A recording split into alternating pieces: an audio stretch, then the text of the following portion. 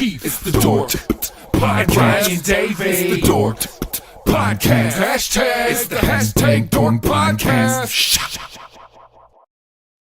Thanks for tuning in to another episode of Hashtag Dork. My name is Rich Keefe, joined as always by Davey Eyeballs. He is Ray Von Day. All hail the King of Ginger Ale. It's Ryan Davey. Davey, how are you? Well, I'm going to tell you, peek behind the curtain, man. We had ourselves a night last night. Oh, just a few men on the town. That's right. Celebrating our Bozo Parlay success. So I think we've mentioned on the podcast before, but me, Davey, Shark, Bessie, and Woody, our friends all from high school, every weekend in the fall, we would each throw a bet in and then parlay all five. And we hit twice early in the season. Then we never hit again, but we hit twice early in the season. And we had our winnings. And we're like, all right, we're going to go out to dinner. And then so we finally got all together. Yeah. A big old, what's a steakhouse? And if you saw, I posted it at Dork Podcast on Twitter and Instagram. Davey got an absolutely wild beverage served to him at the table. And I swear to God, if you read the description of the drink in the menu, it mentioned none of that. No. What was the name of the drink? Do you remember? It was a rum it was called like I forget what it was called, like Endless Sunset or something like that, or like Endless Sunrise, but it was just a rum old fashioned. Like if you use like a smoked whatever, like rum old fashioned. Yeah. So I got that with like a hibiscus or whatever. And then it just like, they bring out a goddamn science kit. That was great. It was great. So they had to bring out Dr. Bunsen Honeydew and beaker just to serve it to him. And it was like it looked like a globe, like a see-through globe. And the guy brings it over and like spins it. So it starts smoking, like the smoke starts going. And then he like poured the smoke and the liquid like all over the ice. It was a whole fucking thing. People are looking at us like, so Rich filmed me, but there was also, you didn't see, there were Shark and Bessie were also, so it was like everyone had their fucking cameras on me. It's like we were a big Instagram super awkward. There were like 6 people in the entire restaurant when we were eating, so it was weird. We had the early bird special. We got early, but it was good. We and then we watched probably the most devastating hand of blackjack I think I've ever seen in my life. Oh, it was like 2 in a row of the same nonsense. So Davey and I were abstaining courteously. Yeah, I had to work today, so I didn't play blackjack. And I just don't want to lose all my money, so I also wasn't playing blackjack. But Bessie and Shark were playing. And I just assume that everybody usually either loses or you win or whatever. But when you lose, it's like the dealer gets dealt a 10, flips the card over. It's either another 10 or they fucking do get 21. And you're like, all right, that's the game. Multiple times, the dealer was like showing like 2, and then it'd be like 3, 4, another 2, a 6, a 3, and that's 21. And you're like, I counted. The dealer had 7 cards in front of her and hit 21. 7 cards. And what made it even more devastating is Shark had 6s, split them. Yeah. She dealt him another 6, split those. So he had 4 6s. He had 4 hands in front of him. Lost them all. It was the most ridiculous thing I've ever seen on a blackjack table. It was insane. This dealer just was like finding 21s out of the sky. I'd never seen the combinations to get 21. And I'm trying to do the math in my head. I'm like, I think that's you're out. Yeah, it's 21. And it's gone. God damn. But yeah, other than that, I think Bessie broke even. Oh, how about this? You want to hear something crazy? Because you had just left. So me, Bessie, and Shark all parked near like the same area. So we were like walking through, and they have like a Dunkin. So we went to Encore. And so there's like a Dunkin right there. Yeah, I caught the tail end of this via text this morning. It's wild. So Bessie's like, Bessie's like, I want to grab a coffee. Like, does anybody want one? And I was like, nah, like I'm good. And he's like, I got like a ton of extra points. And he's like, so like I'm like, all right. Like I didn't want him to buy me one. So I look over, he pulls out his phone. Everybody has the Dunkin' Rewards app, right? And if you get like 500 points, you get like a free coffee. He shows me and Shark the phone. 40,000 points. He had over 40,000 points left. And I was like, yeah, I'll take a coffee. Yeah. So I wake up to a text today, by the way, my diet, I was off my diet last night and just did not sleep well. I had, as they say in Detroiters, my guts were going nuts all night. Did not sleep a wink last night. But I wake up to a text from Bessie offering me a coffee because he needs to get rid of these points. I'm like, my God. He's like, what happened? He's like, send me what Dunkin' you're going to, and I'll like order it ahead. And I was like, no, I'm good, dude. Thank you. I might hit him up tomorrow. I might take him up on it. All of a sudden, you just order them all over the state, just sending them everywhere. Great. I might hit him up for coffee tomorrow, but that's about it. Yeah. I don't see why not. Yeah, no, it was great. So we got to do it again. We got to hit some parlays though. That's the thing. We got to win. You got to get your shit together. I did fuck us. I'll admit. I was the straight up bozo. Late in the year, we had like, I don't know if it was in the play, but it been in the playoffs. It was like the week before the playoffs or like the playoffs themselves it was like 2 weeks in a row where like 4 of us hit and you didn't.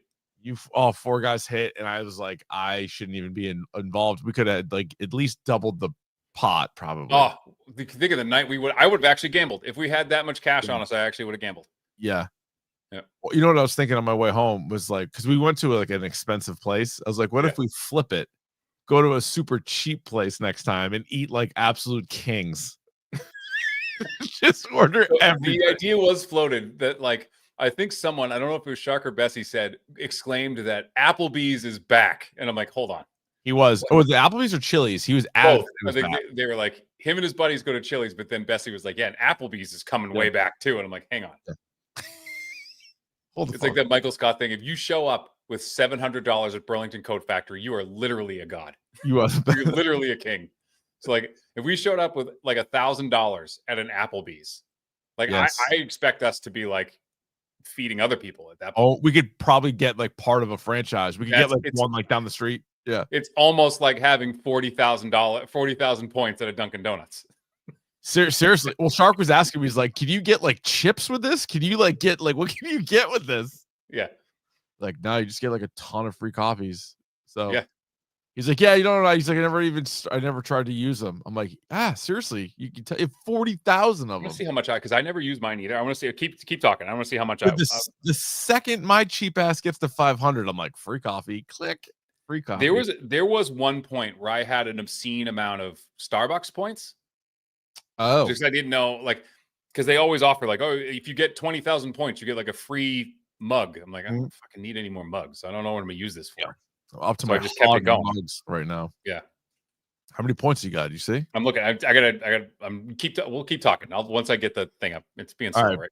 But anyway, there is that. I was thinking on this on the Dork YouTube in a couple of weeks, we have the Jones and Keefe Fantasy Football League draft, which Davey's going to be a part of again. And so, when did we decide that? I think it's a week before the season. So a week from this Thursday, it's going to be at 9:00. So something a little bit different, but we've done it before on the channel. So any of you fantasy football freaks, feel free to jump in, make fun of us. I'll try to have it where you can like see the board, and then there'll be a bunch of us talking heads in here, just shitting on each other for our picks. I have 1,185 points currently. Yeah, it's like 2 drinks. Yeah. It's fine. Yeah, you're good. I mean, it's nothing to sneeze at. No, I mean, it's a nice little, something to have in the holster, but you're not, 40,000 points, like took my breath away when I saw that. So in order to get those points, you have to use the app. So that's the other thing. The Dunkin' Donuts near me is like, I'm not kidding, less than a mile from my house. So like, I don't really ever use the app. Oh, see, I order ahead like even when I don't have to. I just constantly am ordering ahead. But it's also like Southborough, there's no drive-throughs. So like there's oh yeah. You know what I mean? So yeah, I hear you. I run in a lot and just have it waiting there nicely. Yeah. I'm like, hey guys, sitting up there nice. Just sitting up there real nice. You know how I like to do it nice. I know you like to do it nice. Slimmy. Remember Slimmy? He was a nice guy. All right, Ryan, let's get to this. We're gonna do like a full-on episode because if you guys haven't listened to it yet, I had Callie Shutera on the podcast who plays Mrs. Lily from Weapons. So that is available now on the podcast, wherever you happen to be listening to this podcast, also up on YouTube as well. So that was one of our episodes for this week. So this is going to be like a full-on classic episode with the This Week in Dork, Davey's Video Game Minute, Pick of the Pod, Topic du Jour, the whole kit and caboodle. So let's get to this part of it. This Week in Dork! Yeah! I'm very excited about this news. The Traitors, which is a great reality show. We've done a couple of episodes on the Traitors. Season 4 is coming out, I believe, not until 2026, which is disappointing. But it's been a great show. Alan Cumming hosts. It's on Peacock. It's a whodunit. Excellent. They have announced that they're going to have a civilian edition and they are accepting applications, and I'm going to apply. I'm going to apply. I'm going to put my full heart into this thing, and then just fingers crossed I get selected to be a part of the Traitors.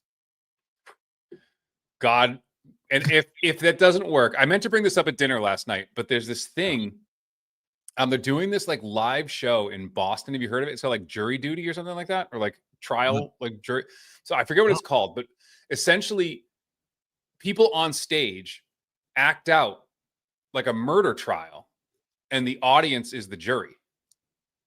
Okay, interesting. Would you be into that?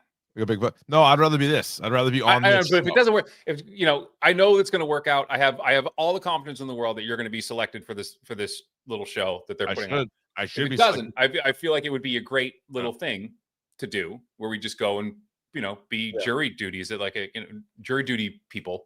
Funny you say that. I have jury duty coming up next week, and I said yes, I could do it because it's my civil duty.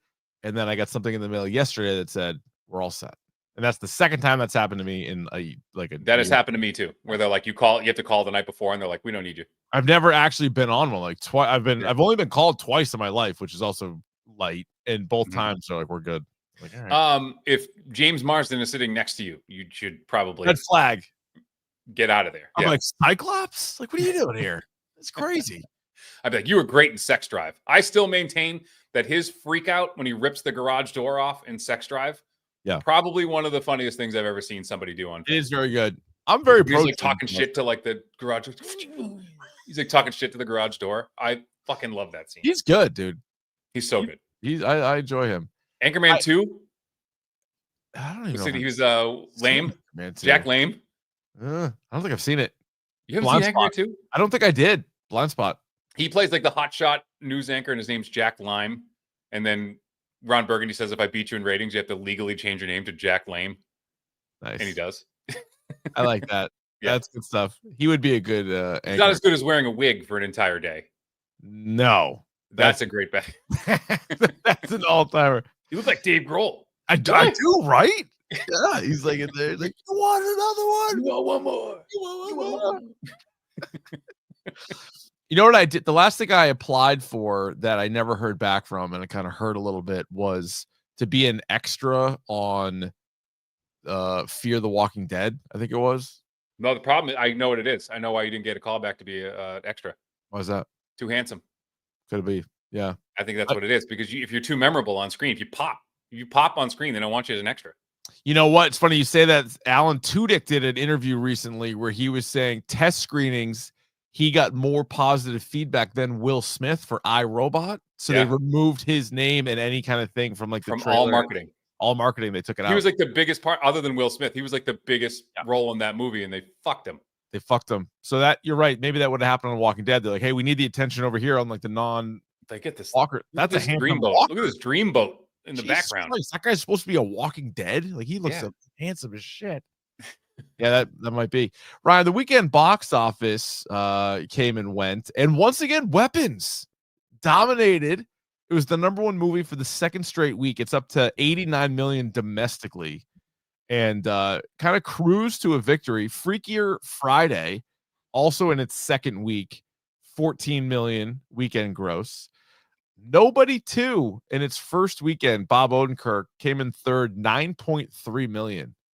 It's too bad. Yeah, that's lower than I would have guessed. And then Fantastic Four was 4th, and The Bad Guys 2 was 5th. Let me tell you this. I'm proud of Lindsay Lohan. I'm proud of her. Good for you. Me too. She got back up on her feet. Get your feet. shit together. Yeah. Reminds me of the old Dwayne Wade commercial. Like, why do you get knocked down? You get back up. Get back up.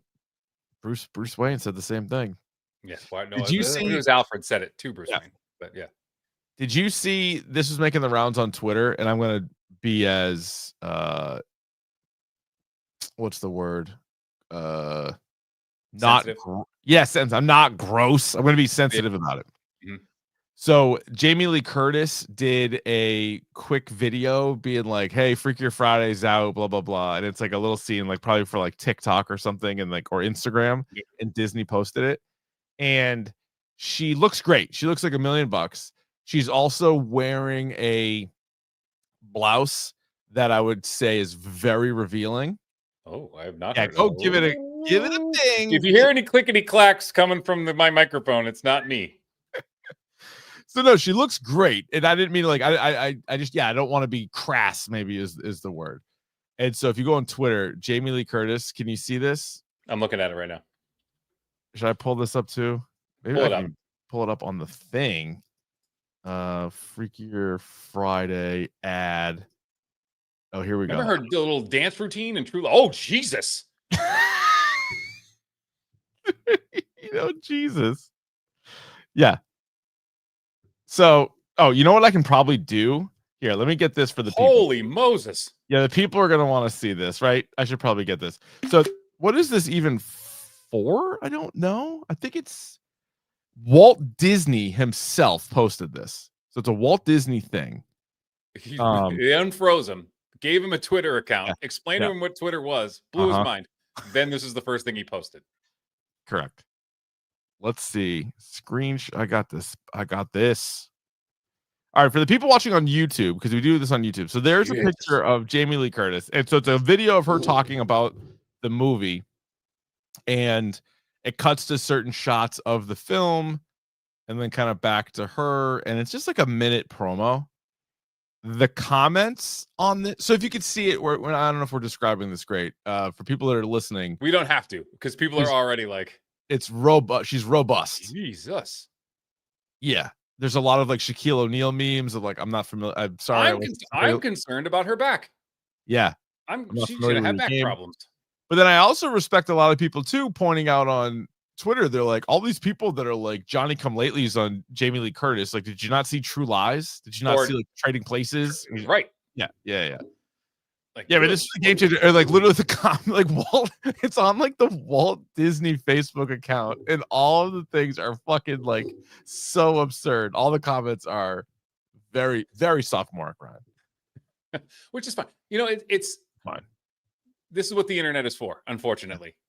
You know, this powerful weapon that we have in the internet. Yeah. This is what it's for. People were like, look at Jamie Lee Curtis was like, fuck it, I'm gonna sell this movie anyway. I have to. Like, people are gonna go see this, and then others are saying Freakier Friday indeed, and many other comments in there as well. But God bless her. Good for her. Always been. God did bless her. God did bless her. As a matter of fact, twice.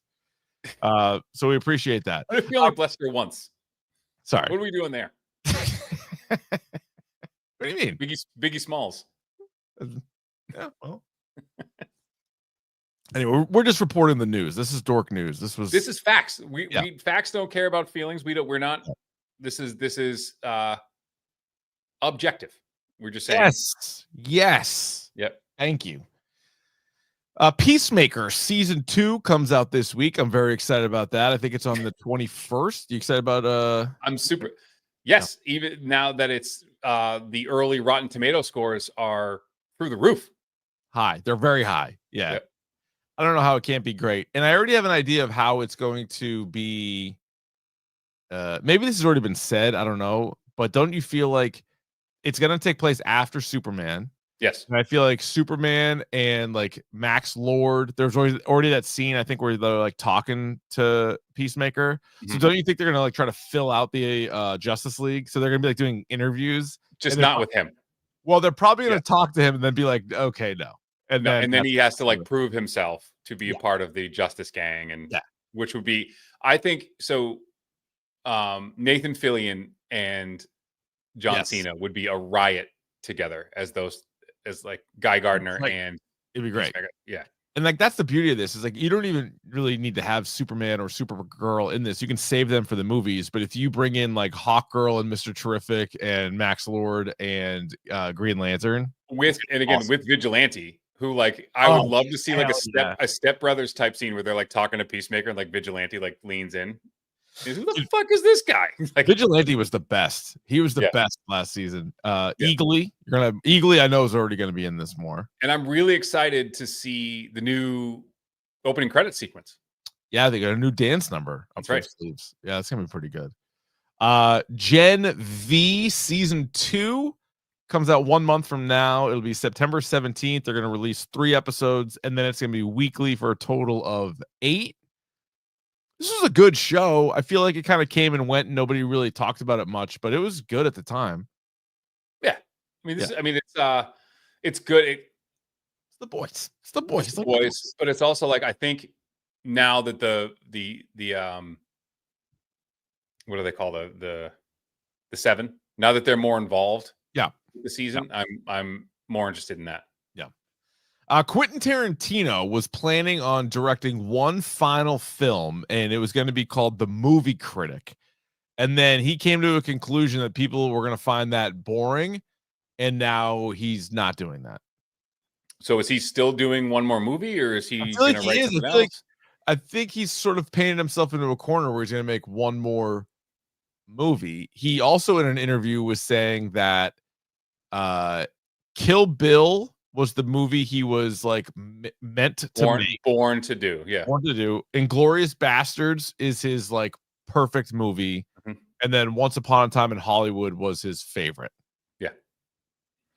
I think they left out Pulp Fiction, which like I love all three of those movies that he mentioned, but like sometimes the obvious answer is the right answer. Like Pulp Fiction's incredible, like maybe the best movie of all time. Yeah, and I think we've done a podcast on Tarantino movies, and we know each other's favorites. But I think between the two of us, we like Pulp Fiction is kind of a perfect movie.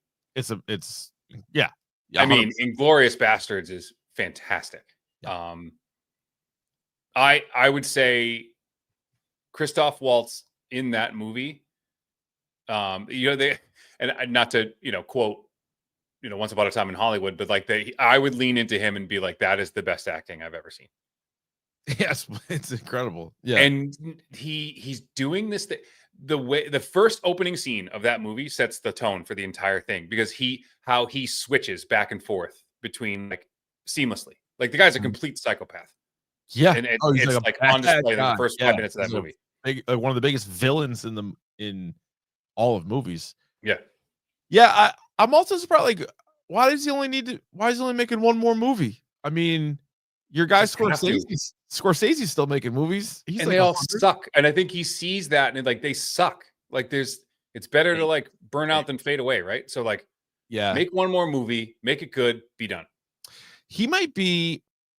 There's a very short list of guys that don't have like that stinker. Like every one of Tarantino's movies is, I would say, at worst good. I mean, again, we did a whole episode years ago on it. Like I don't love like Hateful Eight or Jackie Brown. I don't love those movies, but they're better than a lot of guys' best movie. You know what I'm saying? Oh, yeah. So like Christopher Nolan, him, Villeneuve, maybe, because some of the other like big time guys, they have a few that you're like, I don't like that one. That one kind of stinks. But like you said, there are every director, like the top 1% of directors, other than Villeneuve, Nolan, Scorsese, everybody, even Coogler, but even people, any other director would kill for that career. Right, 100%. Yes, who knows what his final movie will end up being. The Duffer Brothers are leaving Netflix, and they signed a deal with Paramount. So I don't know what they got up their sleeves with Paramount, but Paramount just gave the South Park guys like $1 billion or whatever it was, or more. Did they? Or was Peacock? No, Paramount bought UFC, right? Yes. Bought the rights to UFC. 2026 UFC fights are going to be on Paramount. Which that basically pay-per-view is dead, right?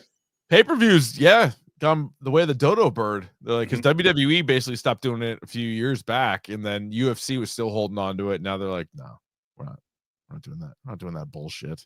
Yeah. All right. So maybe I don't know who's back in Paramount, but they get some money. They got something. Yeah. It's time for Davey's video game minute. Even if it takes more than a minute. All right, what's going on in the video game world? We'll start with the easy stuff. So are you excited? We haven't played Overwatch in a long time. Oh, years. No, I know. But they're bringing back the summer games. Ooh, I did like the summer games. Nice little outfits. They did a Street Fighter crossover that I was like, I swore was going to get me back into it, and then I just like lost track of time and just never got into it. But a game that's been given it a run for its money is Marvel Rivals, which like we haven't played yet, which I think it's a good game. It's really good. But here's something that's good.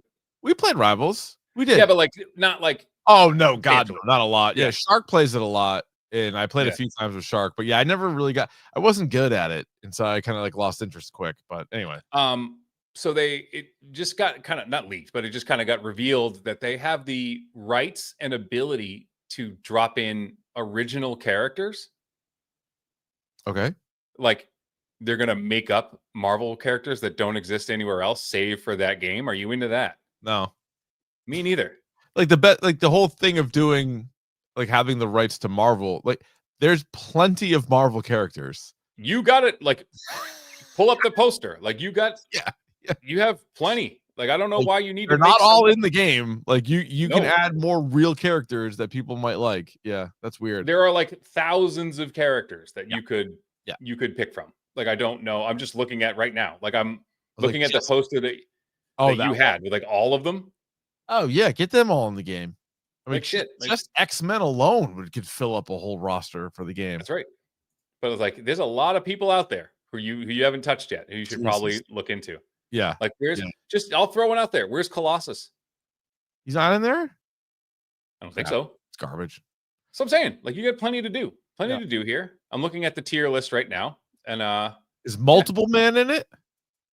No, but that would kind of be cheating, right? Well, ooh, Joshua in the chat, get Alpha Flight in there. Get Puck. Well, speaking of Puck, more on him later. We'll get in. Yeah. We have 3 variant spiders. We get Venom, Spider-Man, and Penny Parker. So we get 3 Spider-Men. All right. So like let's diversify a little bit here. Sure. Spread around. Yeah, where's Elektra? Give me Elektra. Give me Daredevil. He's got to be in there. Is he not? No, I don't know. I haven't played in a while. I don't remember what the cast list was. Daredevil. You're gonna make up characters and not put Daredevil in there? Is Wonder Man in? Nope. You should probably have Wonder Man. That's what I'm saying. Yeah. That's crap. I know. Bunch of ding dongs over there. All right, so I'm still going. Sorry. Yeah. So Corey Balrog, he of the God of War director, is working on a new IP. He's working on a brand new game. You into that? Not God of War. It's a brand new thing. But I'll trust that guy. That was good. So I'm thinking, I haven't done a video game in a while, so I don't know like what I've hit on. But one of the things I was going back and I was looking at things. Skate 4 is still scheduled to release in 2025. We have not seen a trailer. We have not seen anything about this game other than the fact that it was like a teaser trailer and the fact that it just said 2025. We're running out of time here. Was that the Tim Robinson sketch? Yes. Because Katie that was like a year ago.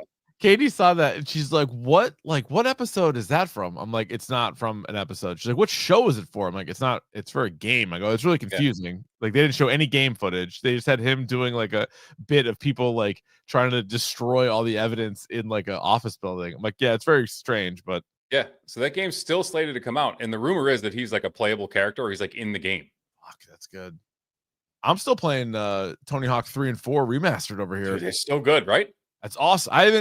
I meant to stream it. I've put off creating my own character. I've just been like going through some of the missions to like jog my memory because I'm like, the first and second game was more like immediately like triggered in my head like where shit was and how to do it. 3 and 4, I'm like, I vaguely remember playing. It's like it's a brand new game, and there's different mechanics. Yes, 100%. Because I don't know. Like I remember 1 and 2, you couldn't revert to manual. Right. So they put that in there for the game. Yeah. Was that new for 3 maybe? That was new for 3. Yeah. And that's when shit really started to take off. Like 10 million point runs and everything. Like that's when the game got really wild. got good. Agreed. Yeah. Like you do the special so much during like one combo that they just like stop giving you points for it. Oh, you're eventually just like, you do like a McTwist, it's like 100 points. Like that's it. It's something else. Times 300, but like you get like I said, like 10 points for that. Do a different move. Like, okay. And then, so speaking of remasters, though, I want to know if you've been on this for $40, Richard. All right. I believe at the end of the month, yes, Gears of War Reloaded on PlayStation. Oh fuck! The original Gears of War. I did love Gears of War. Which it's a cheaper price point. I don't know. I have to make sure they're going to have multiplayer. But for those of you who are keeping score at home, that is where your famous line, take a shit, yes, originated, was from playing multiplayer Gears of War. Some guy told another guy to take a shit. He was riding him, and then he just told him, take a shit. And I was like, all right, that's the best. That's in the bank now. That game, holy smokes. I probably played Overwatch more than that, but that was probably second for me. Like, and dare I say, yeah, in multiplayer arenas, that's probably the game you were best at. I think so. I agree. I did well. I held my own.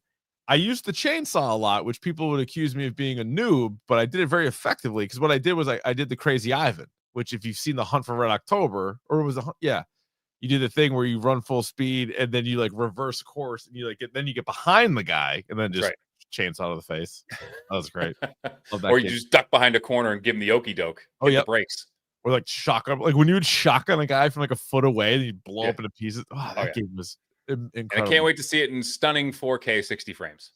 Yeah, that was good. And you know what was amazing about that game is it was like a fun single player, and then so like good. an even better multiplayer. But like the single player was like a great story, a lot of action, like a long story. It was great. And one of the things that like if you got good at it, and this was a mechanic that didn't really exist at the time, the blind throwing grenades over the top and blind shooting, which like wasn't 100%. really a thing. No. So if you got good at that, it changed the game. And like, I'm way better at third-person shooters than I am at first-person shooters. I've come to realize too. So I would be excited to play that game.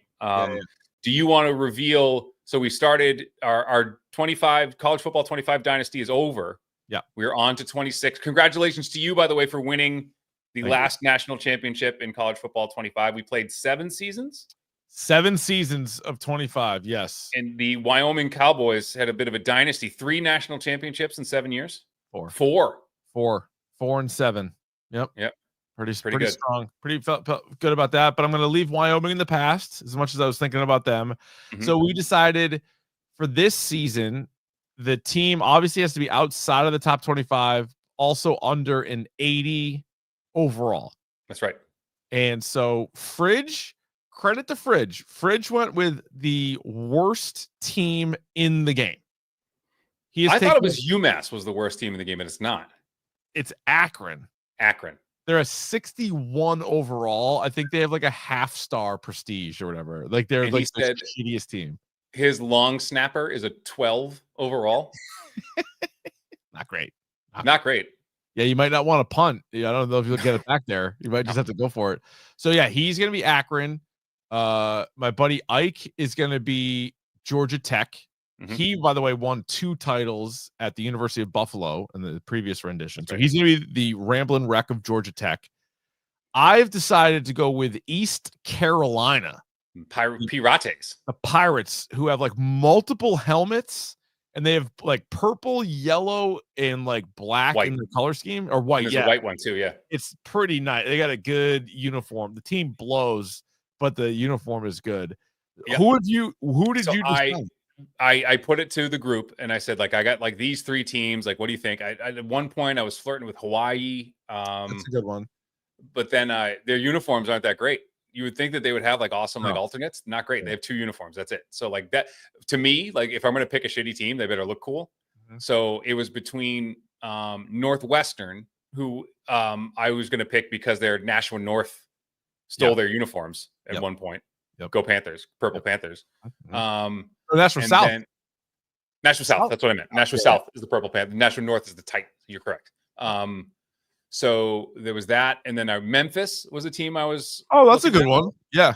And then I think probably going to go Oregon State. Yeah, the Pac-10 turned into the Pac-12, and now it's the Pac-2. And these poor bastards are just left out of it. Yeah, so that's why I didn't want to be Northwestern again, because they didn't want to be back in the Big Ten. Like I can't. It's a buzzsaw. Can't do that again. Big Ten's especially with a shit team. Yeah, no, it's tough sledding. So yeah, you gotta hop in there, because then we're doing a quick round of recruiting, and then I think we're on to the games. So we're on. Yeah. So it depends on what between Memphis and Oregon State. It depends on what playbook. Yeah, where I'm going with. So well, you can change it.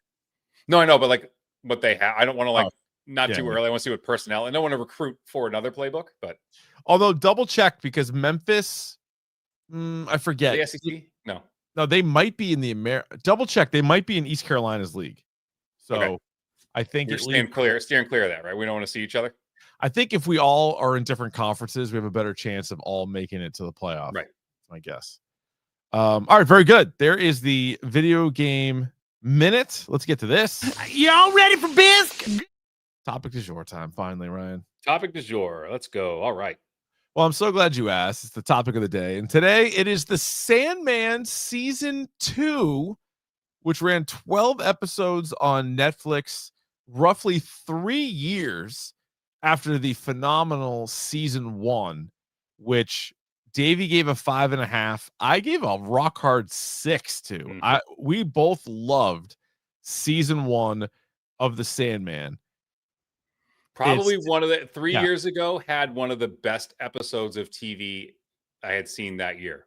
Yeah, 2022, right? Yeah, it did. It was definitely one of the best. We'll begin as we do with all of our TV and movie reviews, spoiler free. Ryan, the Sandman season 2, did you like it? Yeah. It was missing something. I did too. Ultimately, I did. It was missing something. No, it wasn't missing anything. That's my problem with it. Okay. Is that you could have trimmed 3 or 4 episodes off of it. Not like entire episodes, but like pieces of episodes. You could have, by the time you got done with it, it would probably would have equaled like 3 episodes. Yeah, I get your point. I found myself kind of like zoning out more and like being like, oh man. But then like it would like bring me right back in, and there'd be something awesome, and then or there'd be a moment or a scene or a full episode. Somebody would show up. Yes, and I'd be like, fuck, I love this show. Like, I like this shit. We talked about this. We did a standalone on season 1, if you want to go all the way back to that one.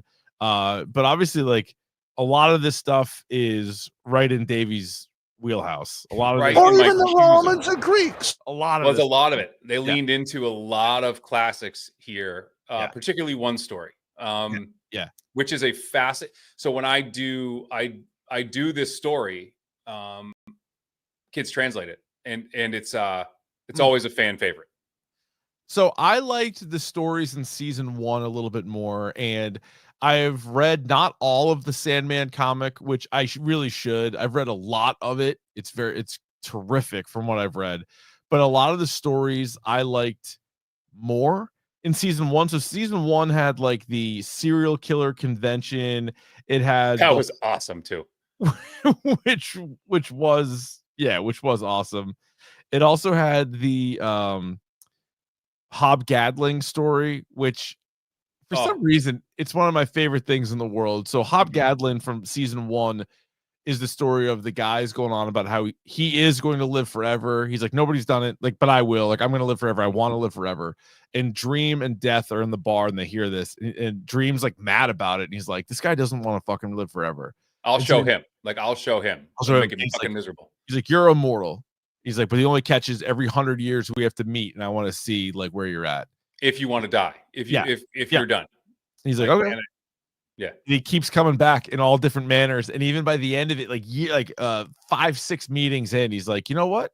He's like, I think you did this because like you need a friend, like you need somebody to like to talk to. He's like, I'm loving this. He's like, highs and lows. Someday, like some years he's doing great, some years he's not, but he just like loves life. And he's back in this. We'll get to it in spoilers, but he's back a little bit in this, but he's better in that one.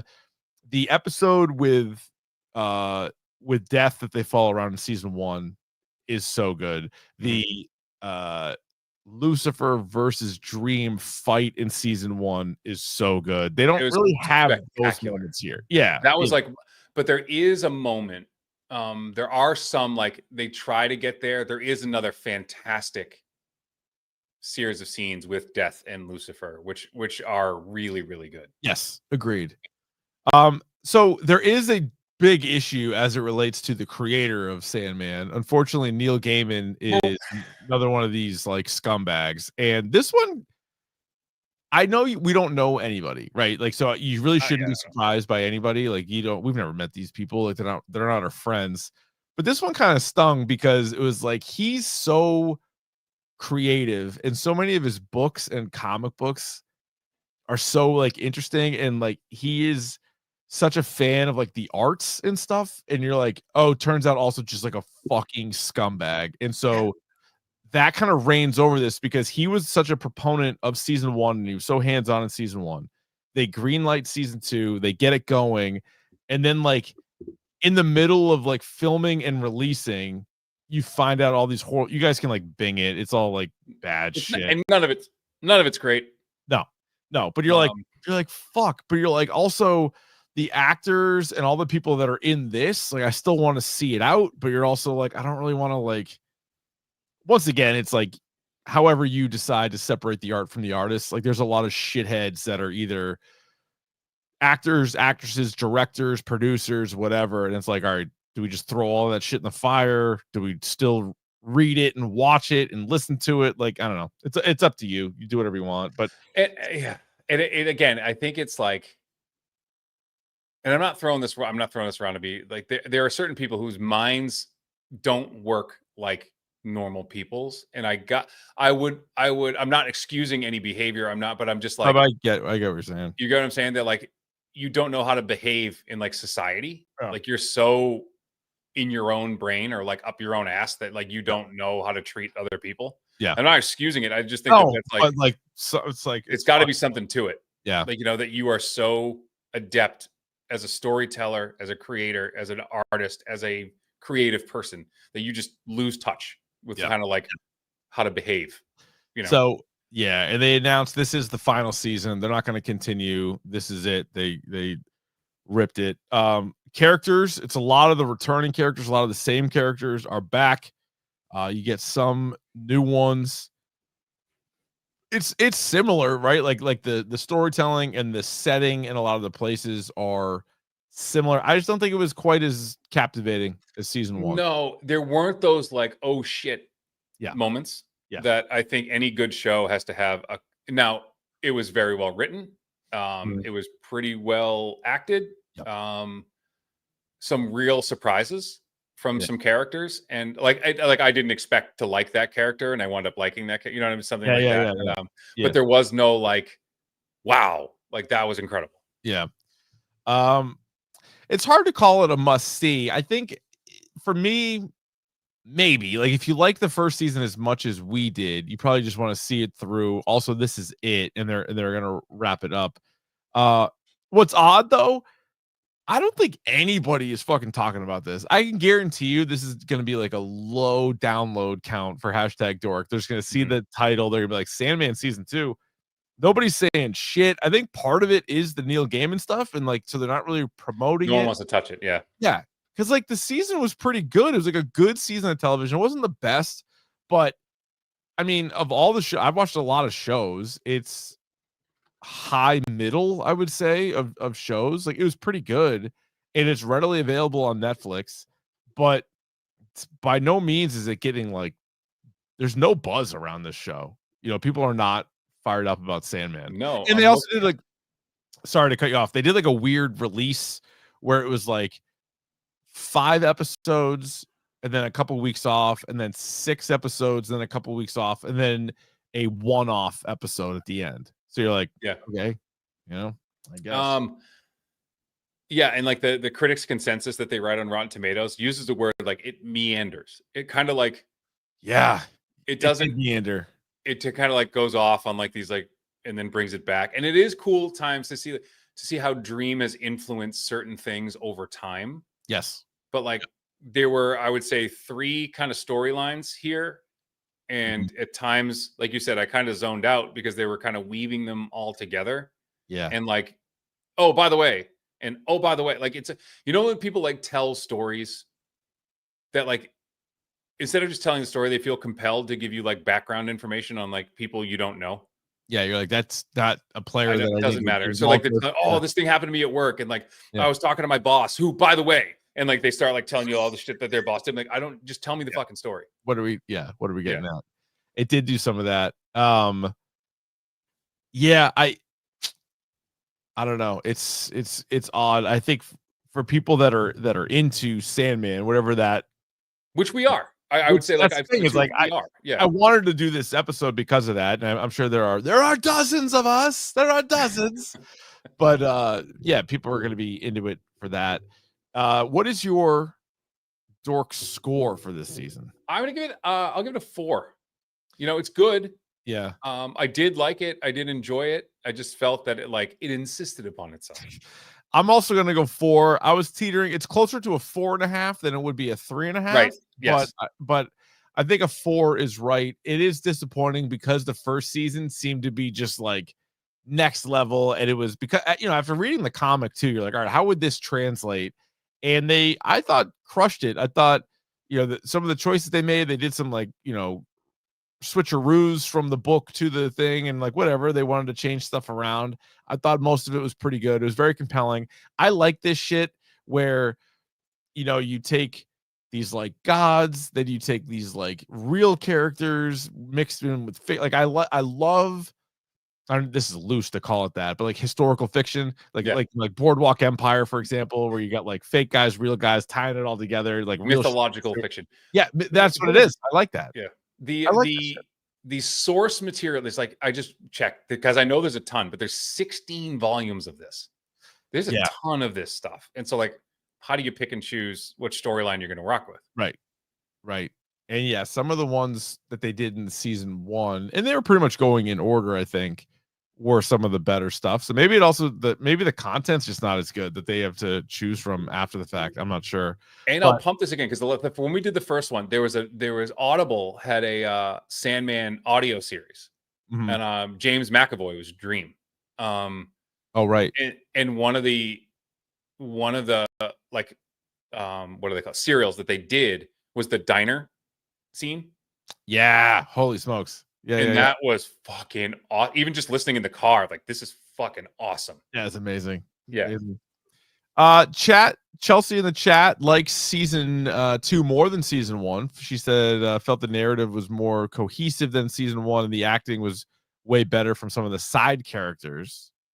That could be some of the new side characters. I would agree with that. And I feel like season 1 did like, again, like it was a serial. It did like vignettes. Like it was like they did like Clone Wars did. It's just 3 episodes of one thing and then 3 episodes of another thing. So it wasn't one big story. Yeah. But this, like I said, there is a path here, but it's like they kind of like weave in and out. And so like for me, I feel like a lot of time, it didn't need to be as long as it was. Yeah. Jason loved getting more Delirium, which I would agree with. Delirium, awesome.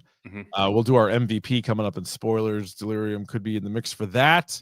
If you're in the chat right now, let us know what your scores are. Jason's going soft 5, by the way, which is I think a fair score. I'm going to go 4. I could be talked into a 4.5, but I'm going to leave it as a 4 for right now. Anything else non-spoiler you want to get to? Okay, let's get to spoilers. Spoilers! Here come the spoilers! All right, some of your favorite scenes or stories or characters from this season. I think both versions of Joanna Constantine were fantastic. So like the older one and the younger. I think that character. I love. We would say Constantine. We would here in the States, but Constantine. I love those characters and how that mortal can kind of weave in and out of this world. So I do love both John and Joanna Constantine. Yeah. I thought that Delirium was great. And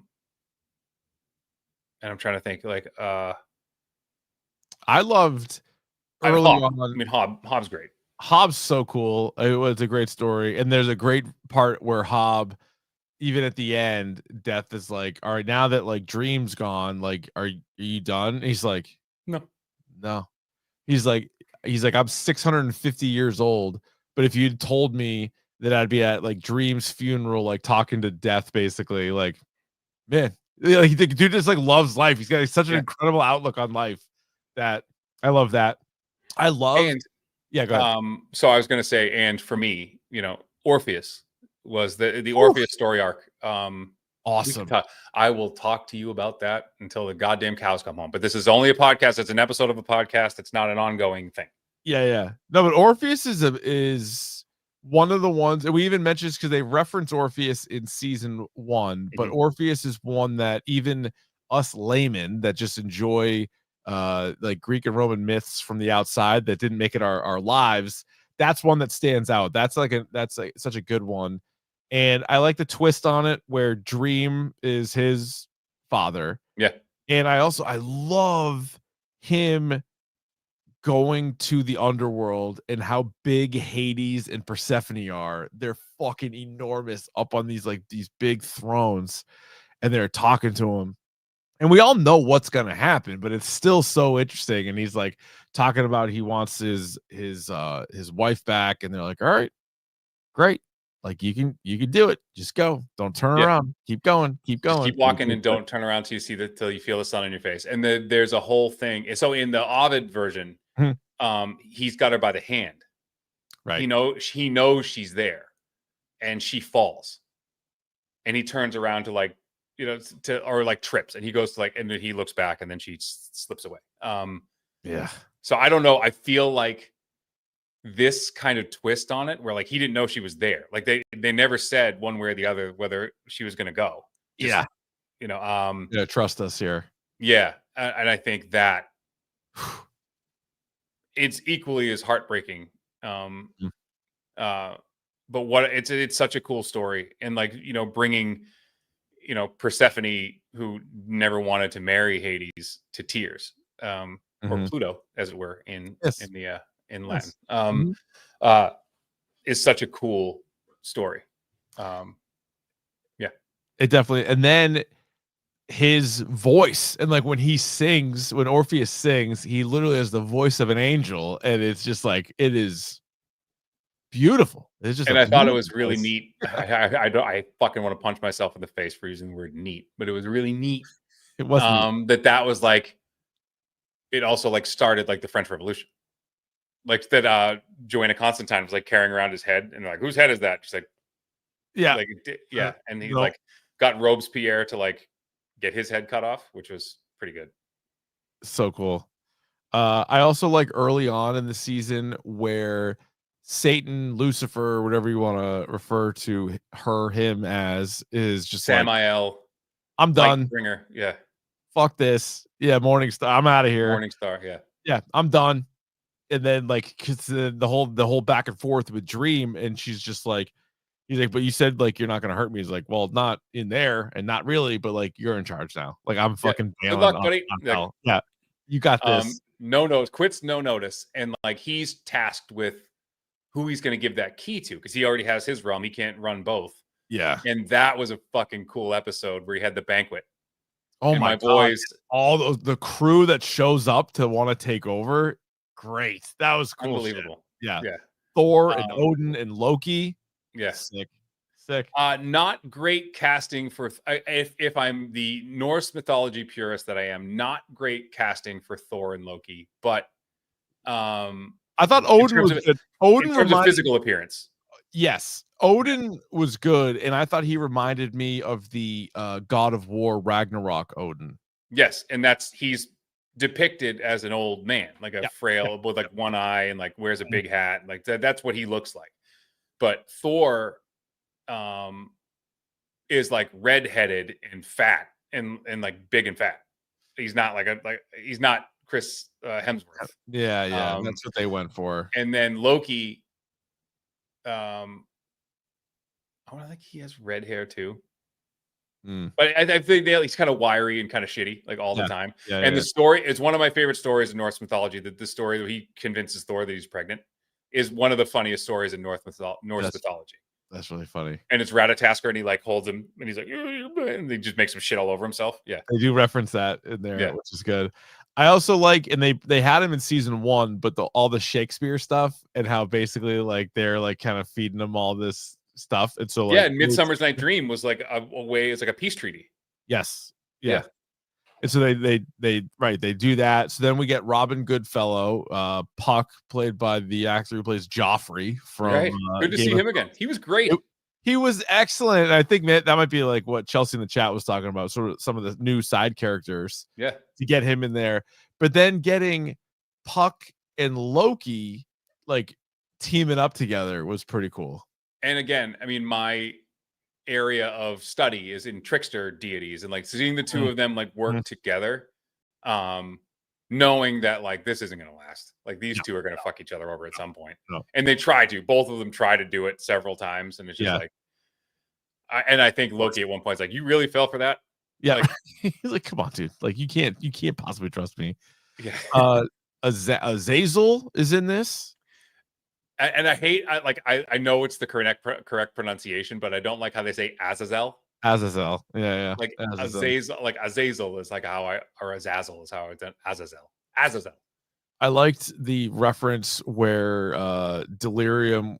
Somebody mentioned Judy Garland, and Delirium was like, "Yeah, she spent a lot of time in my realm." I was like, "Oh, that's pretty good."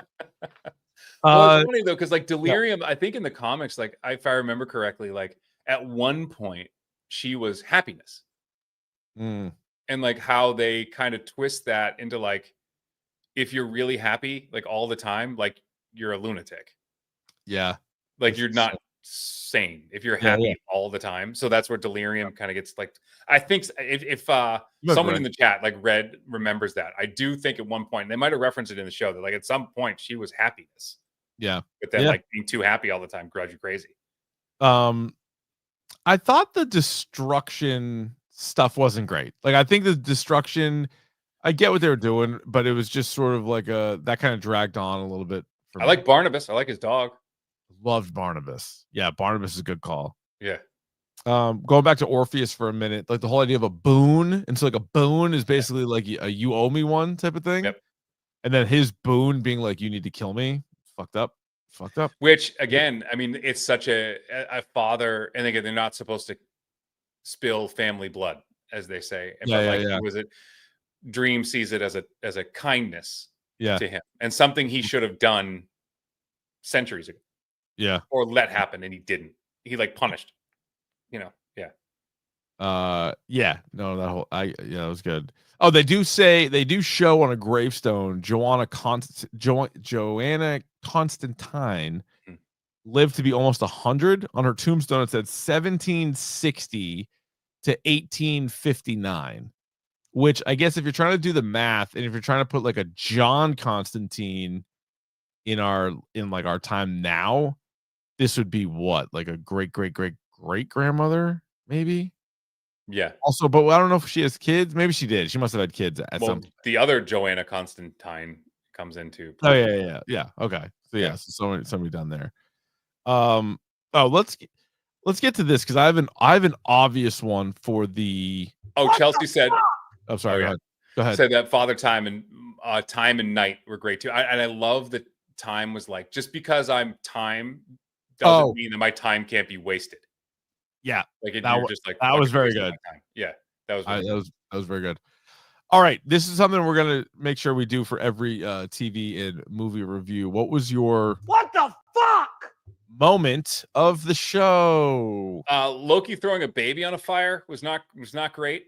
100%. That has to be the answer to this. Now we know what happens, and Daniel ends up being not necessarily killed, more changed, and he becomes Dream. Right. But in that moment, at that time, where you're like, they're not gonna. Oh, they are.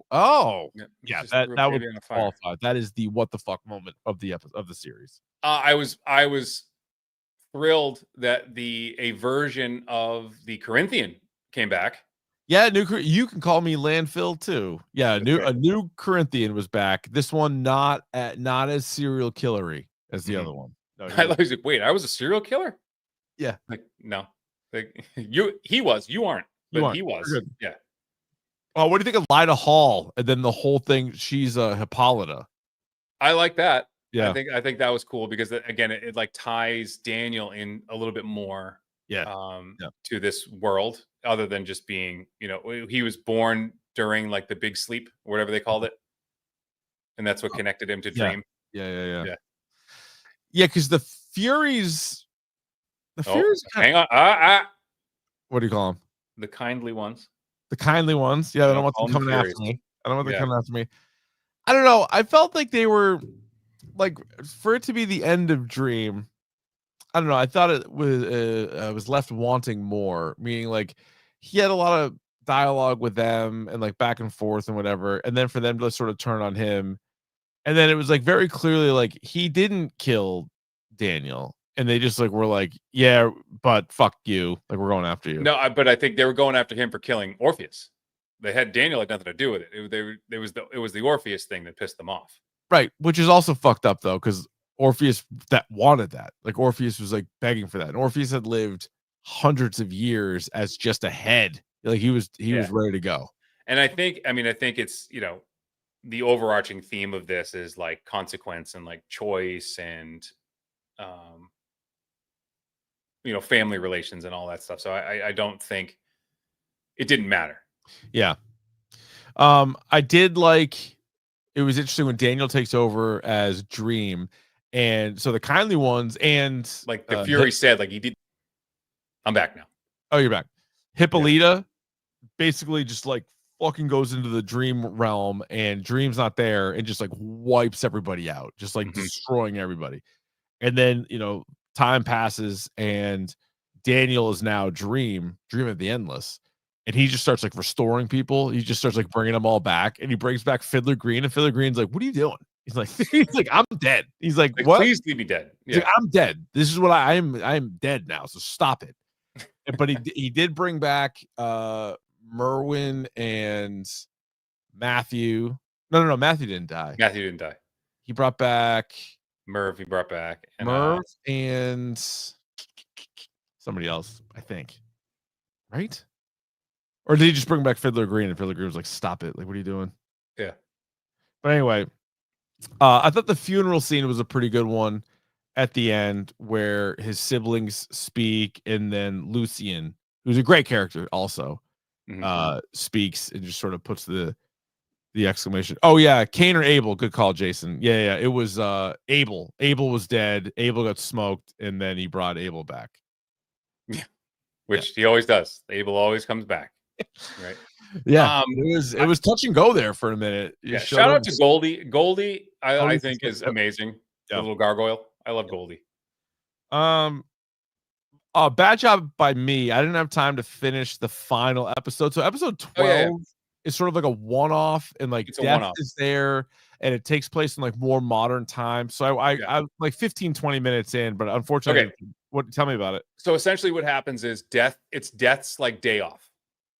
Yes. Yeah. And she meets this guy who's like an environmental journalist who is not doing very well. Girlfriend left him. He lives in an apartment with a roommate, and like basically he writes a letter that he's not going to be around anymore. So Death kind of takes him like on a day, like with her.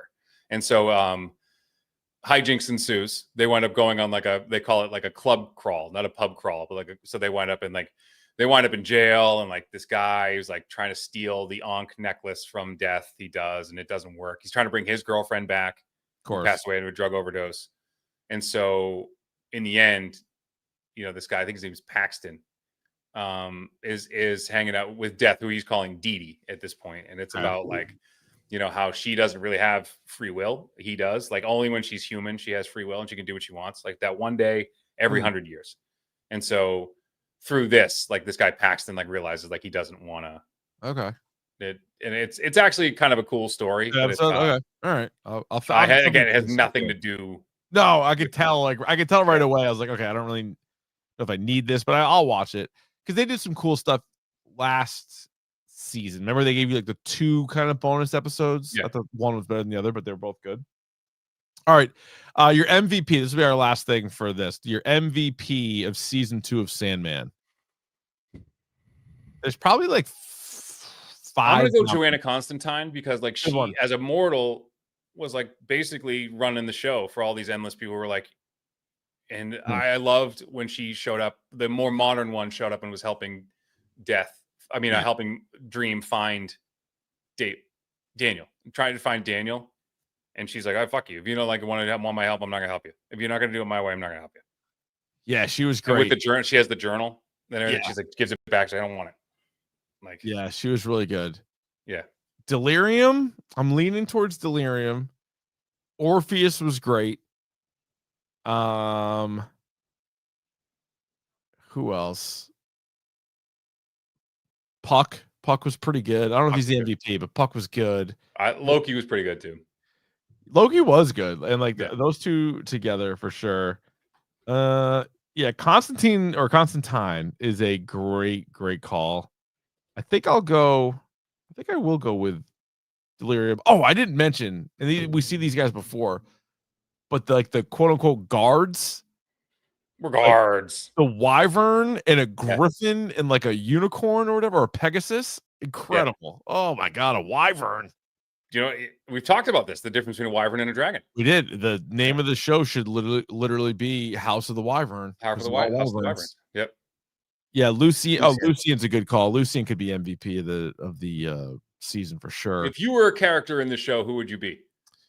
Probably Abel. Yeah. Just die. Just getting smoked every time. I think I would be Matthew. Matthew's legit. Yeah, Matthew's good. You like Matthew? That's a good question. I don't know. I definitely wouldn't be any of the Endless. I could not be. I'm also not really Loki or Puck. I would like to think I'd be like a Constantine, though. I would like to think in that world, I'd be like, all right, I'll do this fucking the dark arts. Yeah, you don't really like back down from bullshit either. So it's like, yeah, I think I could do that. That'd be fun. You have no problem telling people well above your station and fuck off. And correct. I respect that about you. So. Thank you.